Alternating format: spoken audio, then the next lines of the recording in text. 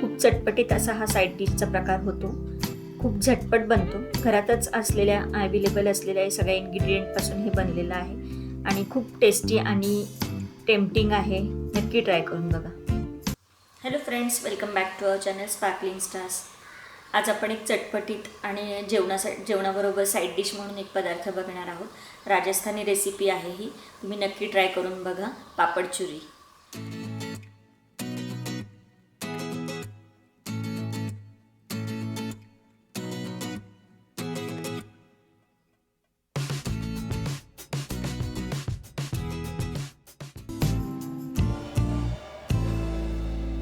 मी इथे उडदाचे पापड घेतलेले आहेत 5.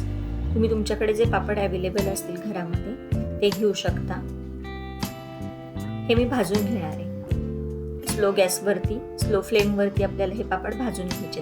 तुम्हाला जर भाजलेले पापड आवडत नसतील तर तुम्ही पापड तळून पण घेऊ शकता.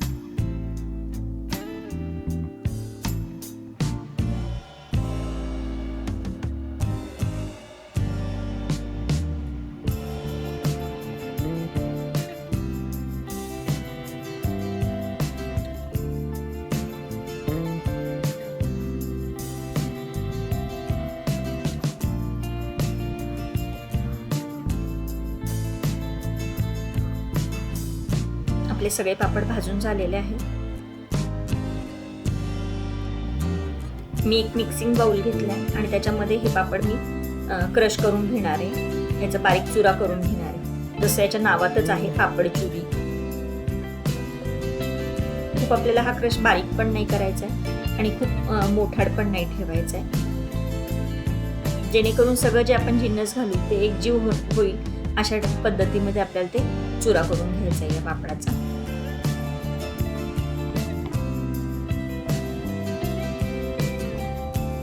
आपल्या पापडांचा व्यवस्थित चुरा करून झालेला आहे. याच्यात मी आता गरम करून घेतलेलं तूप घालते 1 टेबलस्पून, बारीक चिरलेला कांदा आणि बारीक चिरलेला टोमॅटो घालते. टोमॅटोच्या मी बिया आणि पाणी काढून घेतलेलं आहे आणि मग तो चिरून घेतलेला आहे.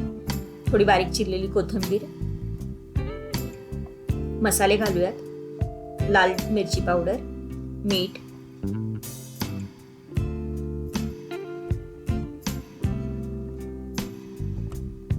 चाट मसाला आणि 1 चमचा लिंबाचा रस घालायचा आहे आणि हे सगळं छान मिक्स करून घ्यायचंय.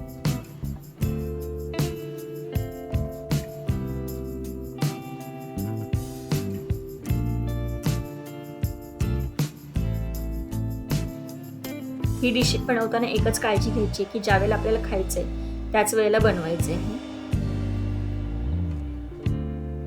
जास्त वेळ आधी बनवून ठेवू शकत नाही आपण, कारण पापड चिवट होतात किंवा मऊ पडतात आणि ह्या डिश मध्ये पापडाचा क्रंच जर असेल तर खूप छान लागतं. हे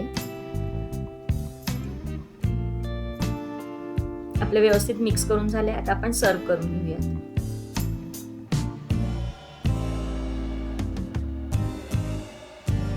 गार्निशिंग साठी याच्यावरती मी बारीक चिरलेला कांदा, टोमॅटो आणि थोडीशी बारीक चिरलेली कोथिंबीर घालते